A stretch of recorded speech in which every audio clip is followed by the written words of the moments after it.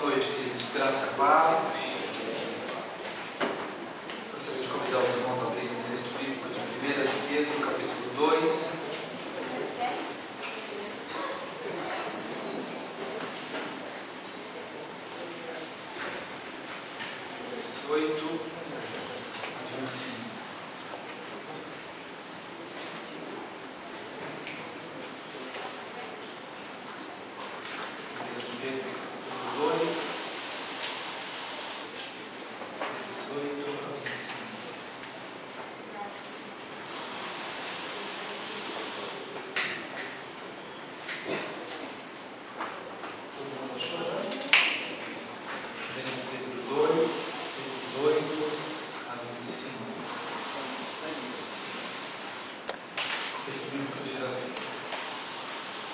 Servos, sede submissos com todo o temor ao vosso Senhor, não somente se for bom e cordato, mas também ao perverso, porque isso é grato que alguém suporte tristezas, sofrendo injustamente por motivo de sua consciência para com Deus.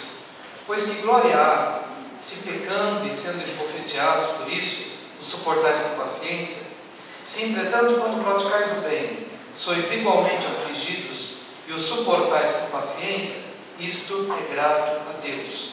Porquanto para isto mesmo fostes chamados, pois que também Cristo sofreu em vosso lugar, deixando-vos exemplo para seguir dos seus passos, o qual não cometeu pecado, nem dolo algum se achou em sua boca, pois ele, quando ultrajado, não revidava com ultraje, quando maltratado, não fazia ameaças, mas entregava-se àquele que julga retamente, carregando ele mesmo em seu corpo sobre o madeiro os nossos pecados, para que nós, mortos para os pecados, vivamos para a justiça.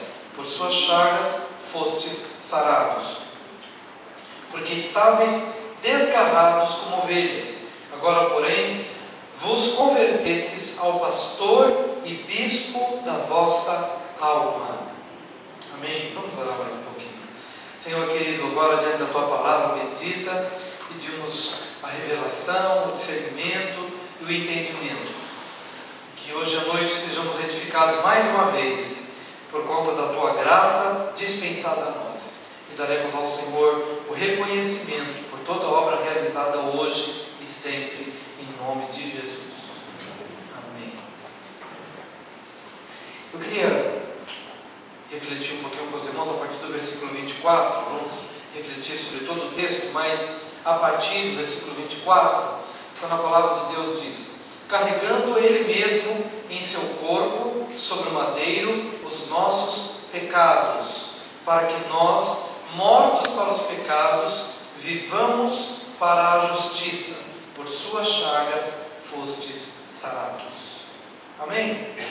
Levando ele mesmo os nossos pecados. Eu não sei como cada um aqui interpreta na sua própria experiência de vida o que significa isso. Jesus levou os nossos pecados. Nós sabemos que Jesus levou os nossos pecados. Nós encontramos isso lá em Isaías 53. Nós pregamos sobre isso. Uma realidade muito comum, saber que Jesus levou os nossos pecados na cruz. Mas eu acredito que quando a gente lê essa passagem uma vez, duas, três, quatro, cinco, até que ela entre no nosso coração, nós vamos perceber que esse levar os nossos pecados foi uma coisa que aconteceu não apenas há 2000 anos, mas uma coisa muito mais presente de hoje, muito mais real para hoje, para agora, do que propriamente para 2000 anos atrás. E se nós não entendemos que essa passagem aqui é para agora, se eu não me vir inserido nesse texto bíblico, Jesus levou meus pecados, e se eu não aplicar, se eu não me apropriar dessa verdade para hoje e para agora, os pecados que talvez façam parte da minha existência, eu vou atribuí-los a uma fraqueza da carne, eu vou atribuí-los a um descuido, eu vou atribuí-los a um problema de temperamento, eu vou talvez achar algum argumento para poder justificar a realidade do pecado na minha vida. Mas quando eu entendo, opa, isso daqui é para hoje, para o dia de hoje, para a minha experiência de agora. Então, eu não vou mais ter como me justificar, ou por temperamento, ou chamar isso de descuido, ou porque alguém me provocou, ou porque alguma coisa aconteceu, ou porque a carne é fraca. Então, o que eu quero dizer é o seguinte, é que quando eu me deparo com essa passagem, Jesus levou meus pecados, eu preciso trazer essa verdade para que ela se torne real agora, neste exato momento, e especialmente se eu estiver debaixo de tentação, ou se você estiver debaixo de tentação, a maior arma que você vai ter diante de seja qual for a tentação, o nível de batalha que você esteja enfrentando, você precisa olhar para essa passagem e talvez na iminência de um pecado, ou na iminência de uma queda, lembrar-se: eu não posso pecar, eu não posso tropeçar, eu não posso cair. Por quê? Porque a realidade é que Cristo levou meu pecado não só há 2000 anos atrás, mas Ele levou agora. Eu estou livre do pecado agora. E se você prestar bastante atenção, você vai ver que é exatamente isso que Pedro está falando durante toda essa passagem. Se você começa a compreender que você está livre do pecado, não que o pecado nunca mais faça parte da sua vida, mas o pecado não tem domínio sobre você.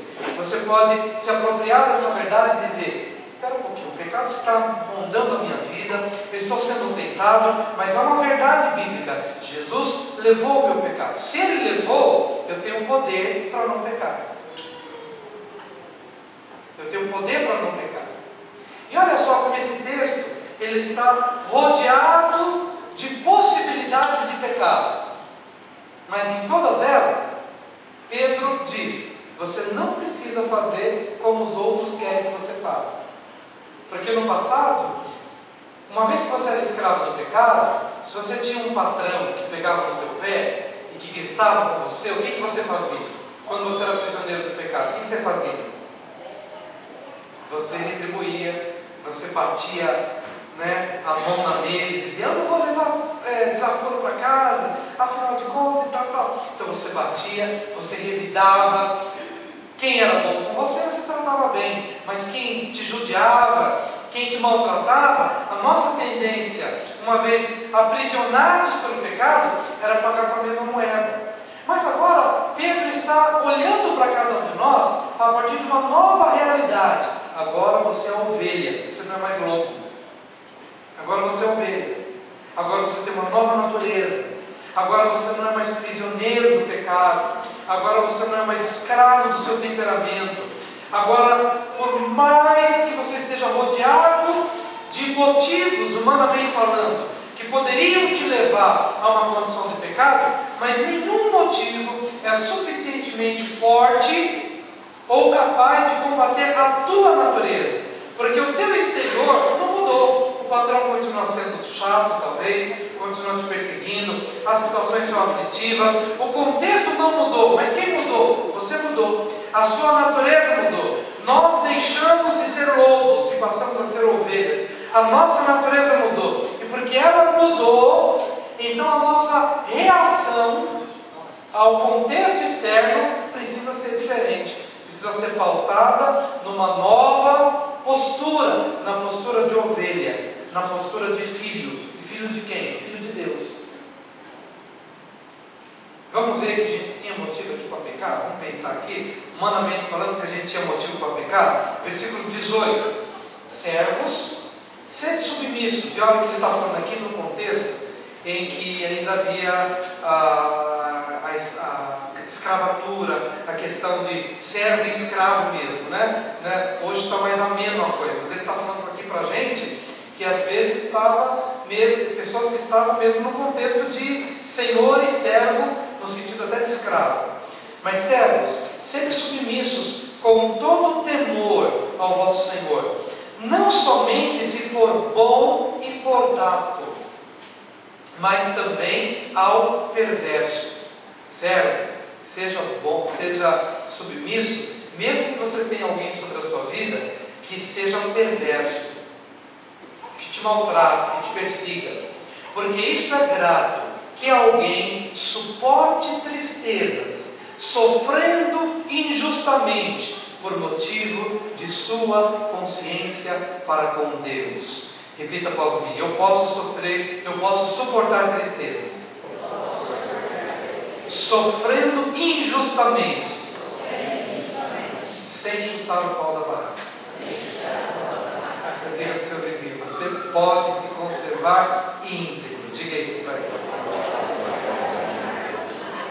Você tem poder de suportar a tristeza. Vamos pensar um pouquinho no nosso dia a dia. Quem é que já foi acusado injustamente? Quem é que já foi perseguido na empresa? Quem já foi acusado por alguma coisa que não fez?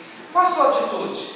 O velho homem tem aquela atitude instintiva de chegar e dizer: não fiz, ou até mesmo de esbravejar, ou de querer pagar com a mesma moeda. Ele está dizendo uma outra coisa. É bom que você desenvolva a capacidade, como filho de Deus, de suportar a tristeza. Suportar a tristeza. Porque você está debaixo de uma influência maligna. Mas não justifica você agir com malignidade. Deixe o maligno ser maligno. Você é benigno. Você tem uma outra natureza. Então quem tem uma outra natureza, ele recebe da parte de Deus a capacidade de suportar tristeza. Pega esse princípio e aplica no seu casamento. Você vai vencer no seu casamento. Suportar tristeza. Às vezes você está debaixo de uma influência, mesmo no matrimônio, que é perseguidora. É uma influência que quer te subjugar. Qual é a sua postura? Suportar tristeza. Ainda que sofrendo injustamente. Mas por que você faz tudo isso? Por motivo de sua consciência para com Deus. Alguém vai dizer: você é bobo. Quantas vezes já chegaram para você para dizer: você é bobo? Você está fora do padrão do que acontece por aí. Mas você tem uma consciência. Não é aqui, né? Mania de dizer aqui. Você tem uma consciência para com Deus. A sua natureza foi mudada. Vamos continuar. A passagem continua dizendo: pois que glória há se, pecando e sendo esbofeteados, por isso os suportais com paciência. Ele está querendo dizer que se você peca e depois você tem que suportar com paciência as consequências dos seus erros, não há vantagem, não há glória. Mas a glória é quando você não peca, mas suporta com paciência. Você não pecou, você está livre do toque de Satanás. Talvez o máximo que possam tocar é o toque do homem, né? Da injustiça do homem, do que te cerca. Mas você não caiu nas mãos do inimigo. Você não caiu nas mãos de Satanás por conta de brechas abertas. Você se manteve íntegro por causa da sua natureza mudada. Então isso é glória. E isso gera ações de graças diante de Deus. E isso é bom e aceitável diante de Deus. Então se eu sofro porque pequei, não há mérito nisso. Mas se eu sofro sendo íntegro, isso resulta em ações de graças, em louvor e adoração ao Senhor. Se entretanto, versículo 20, se entretanto, quando praticais o bem, sois igualmente afligidos e o suportais com paciência, isto é grato a Deus. Amém? Glória a Deus. Então, querido, uma das coisas que eu quero compartilhar aqui, dentro de tudo isso, é o seguinte: é que o Evangelho, a bênção de ser um filho de Deus, a bênção está não no favorecimento das circunstâncias, não no facilitar das coisas como muitas pessoas pensam. Eu vou explicar o que eu quero dizer aqui. Eu me tornei crente, então agora Deus vai tornar a minha casa um jardim florido. Eu me converti, então agora todas as coisas vão ser abençoadas. A minha escola será abençoada, meus professores serão ungidos, não terei problemas na empresa porque eu me converti. Essa é a expectativa de muita gente, sendo que o que o Evangelho está dizendo é o contrário. A glória não está na mudança do contexto externo. A glória está no crescimento interno na vitória que você tem nessa sua postura, ainda que todo o contexto ao redor não tenha mudado em nada. A glória está nisso.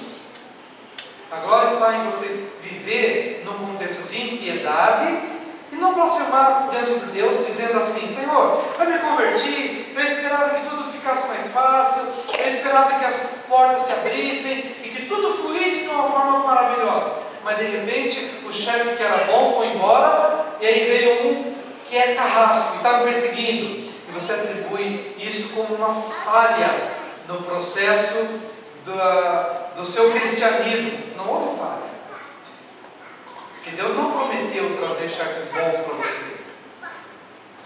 Deus não prometeu favorecer a sua vida ou facilitar a sua vida em nome de uma aceitação do Evangelho. Deus nunca prometeu isso. Mas Ele prometeu ser com você. Isso Ele prometeu.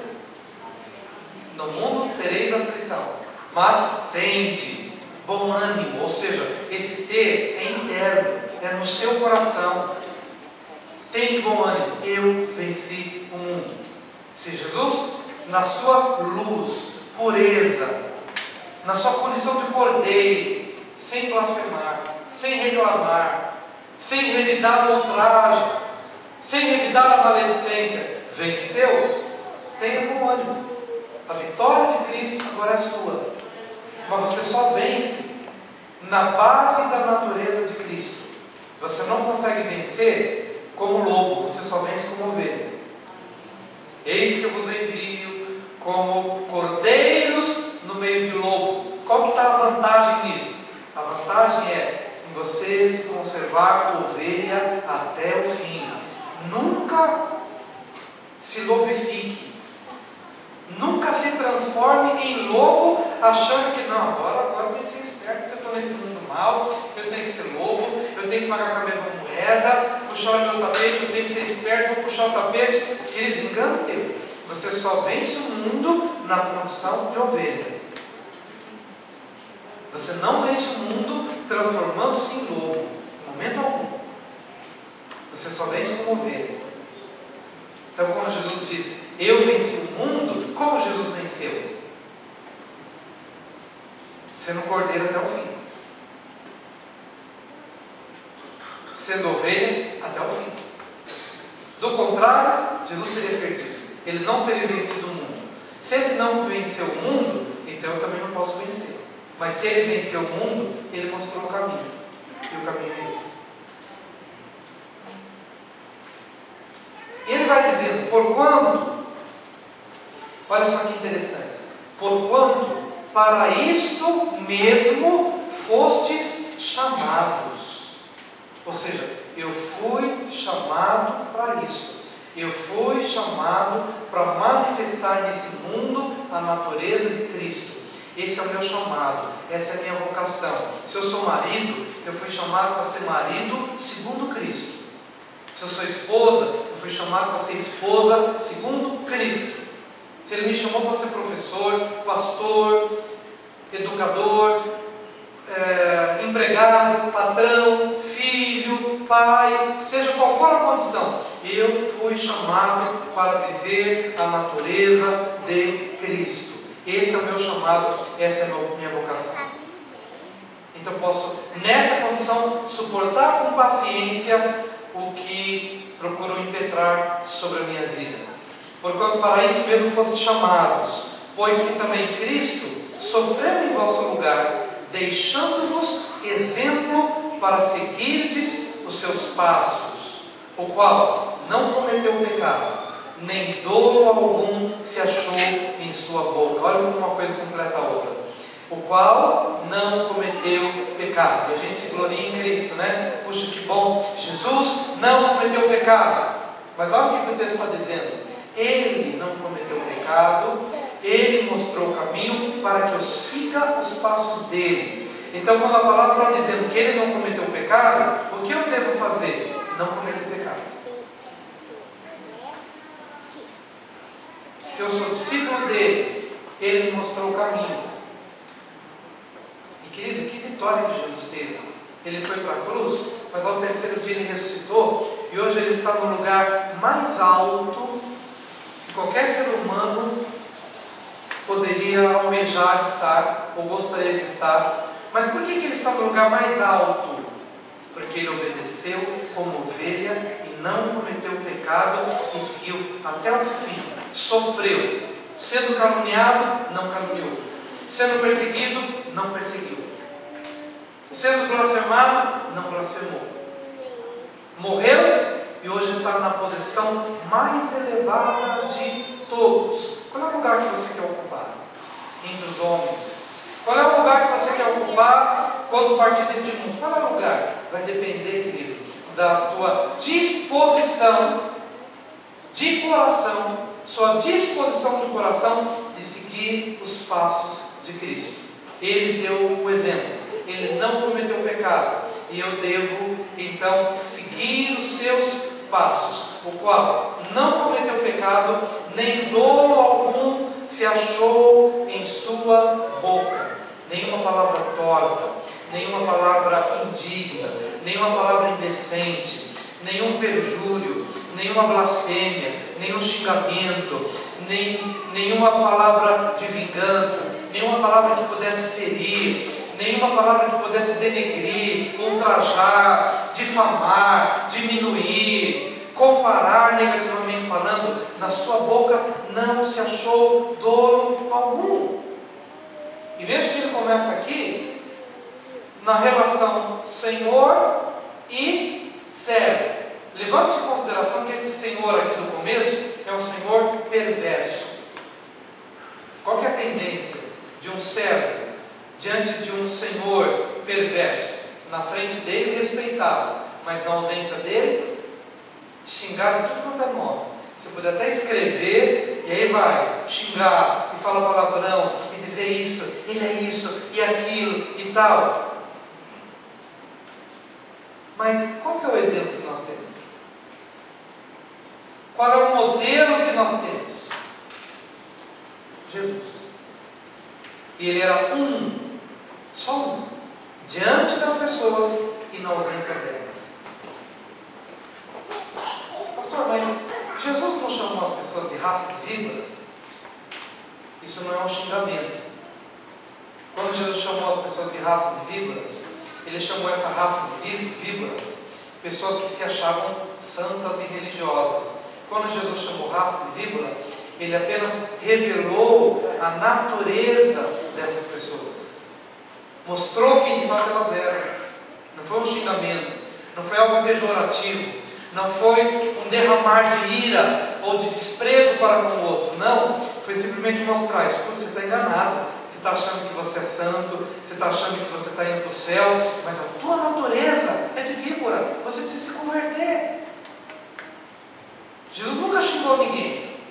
Na sua boca não se encontrou dolo, engano, palavra torta, palavra que não edifica. Amém? Pois ele, quando ultrajado, ou quando ele era xingado, quando ele era menosprezado, quando usava palavras de baixo calão, não revidava com ultraje. Quando maltratado, não fazia ameaças, mas entregava-se àquele que julga retamente. Entregava-se ao Pai. Amém? Ele sabia que o perfeito juízo vinha do Pai. Não vinha dos homens, mas vinha do Pai. Por isso ele não se ocupava em revidar ou tentar se justificar ou coisa parecida. Ele se entregava, ele se submetia àquele que julga retamente, carregando ele mesmo em seu corpo sobre o madeiro os nossos pecados, para que nós, mortos para os pecados. Eu fiz questão de começar pelo versículo 24, depois passar do versículo 18 para voltar para o versículo 24. E tudo isso que Pedro está dizendo é o seguinte: olha, Jesus o levou, e veja como é que ele levou. Você pode viver sem pecado, mesmo debaixo de uma tremenda pressão, sendo maltratado, não maltrate. Por quê? Porque Jesus levou sobre ele o maltrato que estaria para ser proferido por você, mas que agora não será mais, porque Jesus já levou. A violência que você tinha, talvez armazenada, para retribuir, na hora que você percebia que estava para liberar essa violência, opa, cadê a violência? Jesus já levou. Só que isso você tem que trazer para a sua realidade prática. Se você não se apropriar do levou os meus pecados, se você não fizer dessa verdade uma realidade prática para hoje e para agora, você vai lançar a mão do ímpeto, do pecado ou do que mais tiver por aí.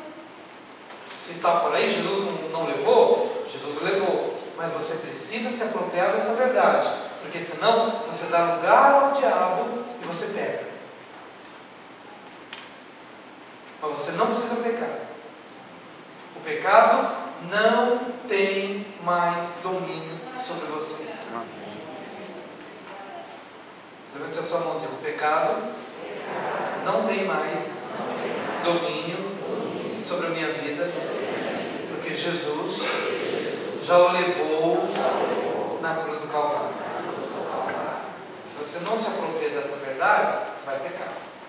Por isso que Pedro traz essa verdade para agora. Mortos para os pecados, vivamos para a justiça. Vença comigo. Você é livre para viver a justiça. Você é livre para viver a justiça. Você é livre para viver na luz. Você é livre para perdoar. Você é livre para amar. Você é livre para sofrer pacientemente, mesmo a injustiça. Você é livre para suportar e não revidar o mal. Eu vejo essa passagem aqui e eu me lembro. Eu acredito que Pedro, quando ele escreve, ele se lembra de muita coisa que ele viveu quando Jesus estava vivo no meio deles. E uma das passagens que eu acredito que, quando Pedro estava escrevendo isso daqui, veio à mente, foi quando ele cortou a orelha lá de Malco, que era um soldado, que quando Jesus estava saindo lá do Getsemane, e os guardas, que estavam vindo ali do sumo sacerdote, vieram para prender Jesus, para levar lá para Caifás e tal. E naquele ímpeto, quando estavam ali já cercando Jesus para levar Jesus, o que Pedro fez? Desembanhou a espada e cortou a orelha de Malco. Por que ele fez isso? Porque o pecado ainda o dominava. Mas o que Jesus fez? Repreendeu e disse: escuta, para com isso. Foi lá, pegou a orelha, não sei se a orelha tinha caído no chão, ou se ela estava mais ou menos assim, meio partida, não sei. Mas o que Jesus fez? Ele é poderoso para pegar a orelha do chão e pôr de volta. Mas se não foi isso que aconteceu, de uma forma ou de outra, ele foi lá e curou, sarou a orelha, devolveu, restituiu, corrigiu o mal. Por que ele fez isso? Porque o discípulo estava debaixo da autoridade dele. E se Jesus visse aquilo e não corrigisse, Jesus podia ser responsabilizado pelo pecado do outro. Então o que ele fez? Ele foi lá e corrigiu o erro do seu discípulo. E logo ensinou: era pouquinho. Os meus princípios são outros. O que você conhece é o do revidar. Ele veio para me prender e você agiu instintivamente com base na sua velhice da carne, da natureza antiga. Mas eu não vivo dessa forma. Ele foi lá, corrigiu, curou, sarou, abençoou, liberou, porque ele vive com base em outros valores. Em outros valores. Outros valores. Então ele corrigiu. O que a gente tem que fazer? A gente tem que sair por aí curando as orelhas de mal. Quanta orelha não tem sido cortada aqui? Quanta coisa a gente talvez já não tenha feito por impulso, por revide, bate pronto, só depois a gente acorda: meu Deus, eu cortei a orelha de tantas pessoas. A gente critica tanto Pedro, dizendo: Pedro impetuoso, foi lá e cortou a orelha. A gente está cortando a orelha de gente todo dia.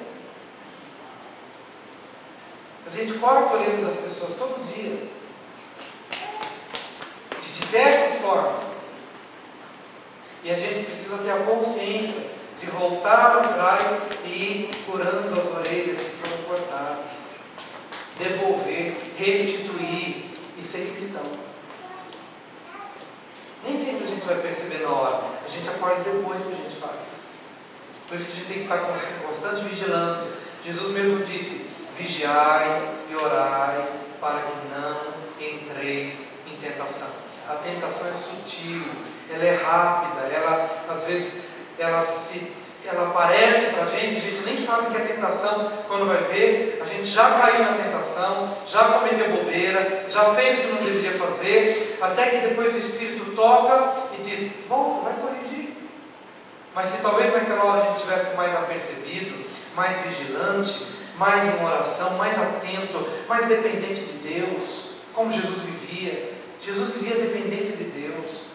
Jesus valorizava a oração logo pela manhã. E quero também te dizer uma coisa: a gente pode orar todo dia, a gente pode orar lavando louça, a gente pode orar passando roupa, a gente pode orar dirigindo o carro, mas não é essa oração que Deus espera de nós somente. Eu preciso me separar para orar. Estou dizendo isso para os irmãos em nome de Jesus. Eu e você precisamos nos separar para orar. Às vezes nós temos o hábito de dizer: não, eu oro o dia todo, eu estou trabalhando e estou orando. Tudo bem, é isso que você tem que fazer. Você tem que pregar orando, você tem que falar com as pessoas orando, você tem que passar roupa orando, é orar todo dia. Mas você e eu precisamos fazer o que Jesus fez. Eu não sou melhor do que Jesus. Se Jesus, com toda a ocupação que ele tinha, que às vezes não tinha nem tempo para comer, ele conseguia levantar de madrugada e se separar para buscar a Deus, por que eu sou melhor do que Jesus? Por que eu acho que eu posso?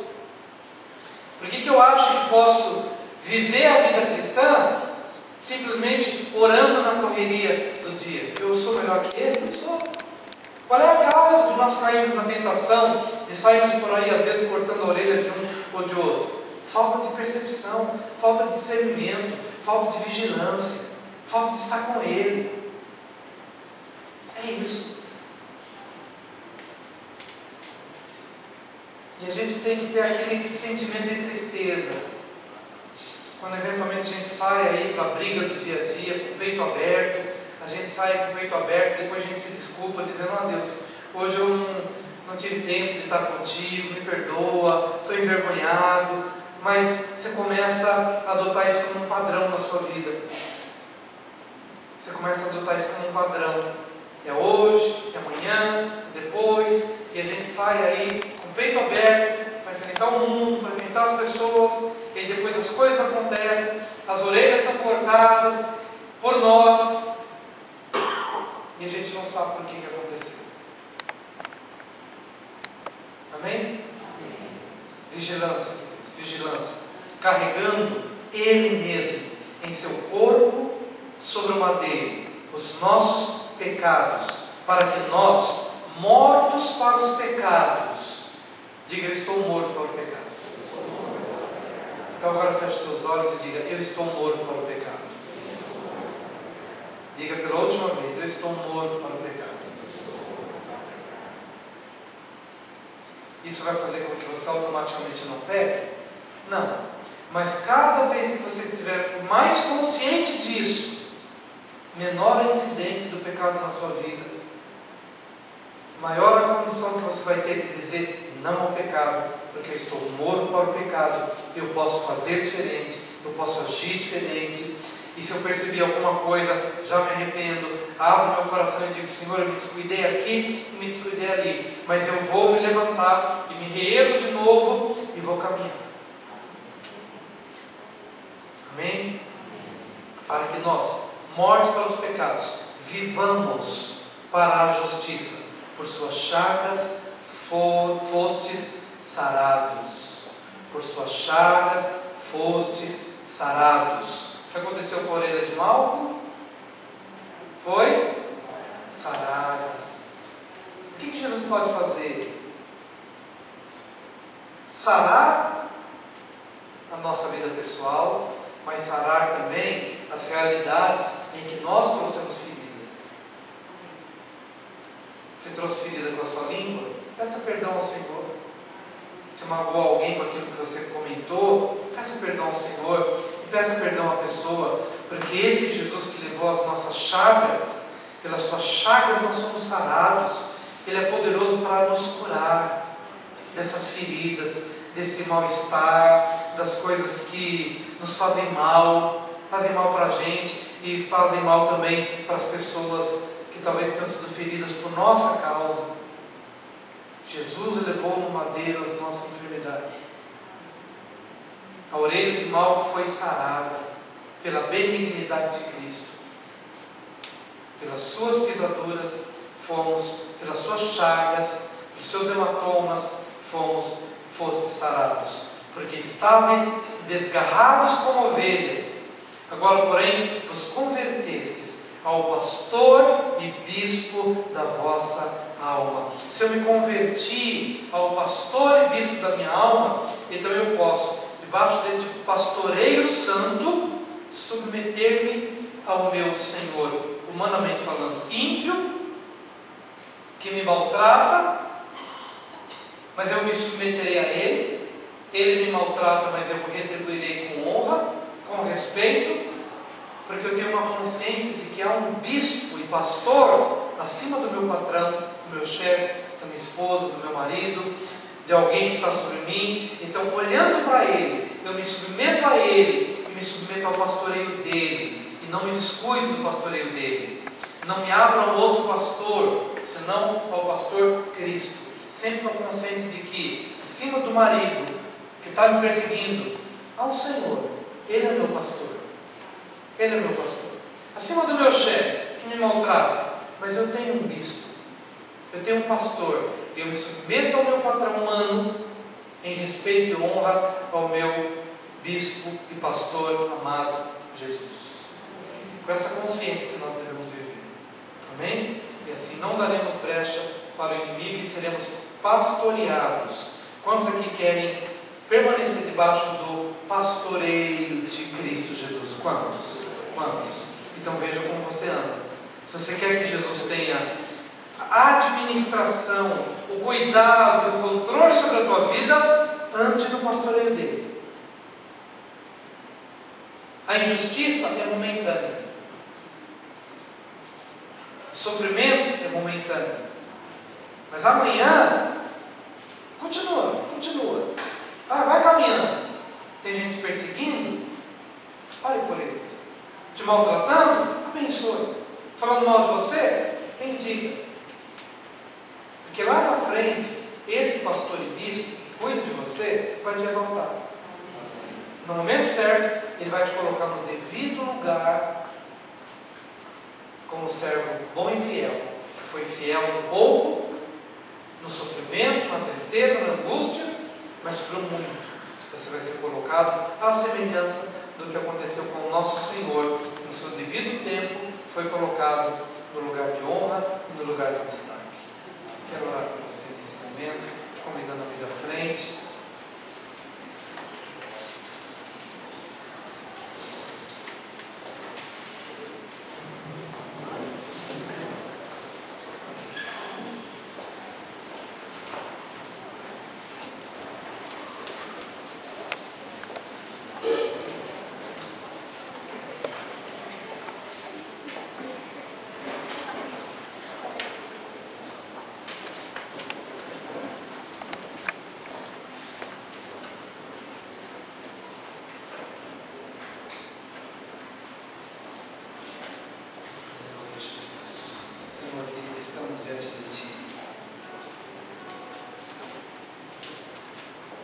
Ó Deus, como nós precisamos realmente do teu pastoreio, tu és o bispo e pastor das nossas almas. Quantas vezes nos damos conta de que já cortamos a orelha de mal, quantas vezes já nos damos conta de que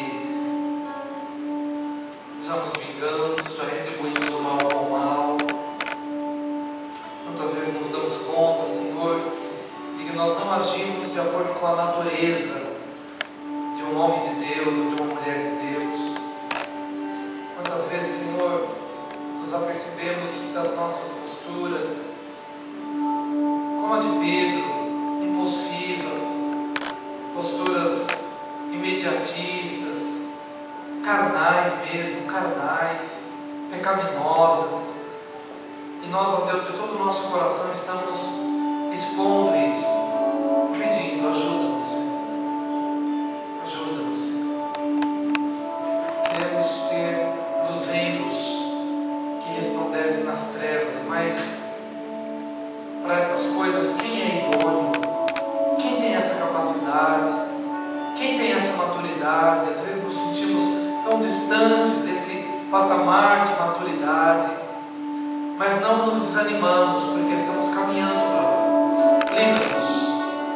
Livra-nos, Senhor, de todos os laços, livra-nos, Senhor, de todo embaraço, livra-nos, Senhor, de nós mesmos, livra-nos, Senhor. Sabemos que a cada dia a Tua Palavra tem entrado na nossa vida, e nós te pedimos agora, Pai, que essa palavra venha a exercer sobre nós um poder tão tremendo, tão maravilhoso, que seja realmente um poder transformador, transforma-nos para a glória do Teu nome, Senhor. É o seu tempo agora com Deus. Você vai pensar um